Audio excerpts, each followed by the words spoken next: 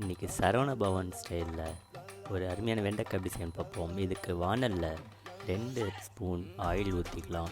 அதுக்கப்புறம் கடுகு 1/4 ஸ்பூன், சோம்பு 1/4 ஸ்பூன் போட்டுட்டு அது நல்லா பொரிஞ்சதுக்கப்புறம் 100 கிராம் சின்ன வெங்காயம் எடுத்துருக்கேன். நல்லா நைஸாக வெட்டிட்டு அதுவும் ஒரு வரமிளகாய் இதே எண்ணெயில் ஆட் பண்ணிவிட்டு இந்த வெங்காயம் வரமிளகாய் நல்லா வதங்க 4 கிலோ வெண்டைக்காய் எடுத்துருக்கேன். அதையும் நல்லா சின்ன சின்னதாக இந்த மாதிரி வெட்டிட்டு அதையும் இதில் ஆட் பண்ணிடலாம்.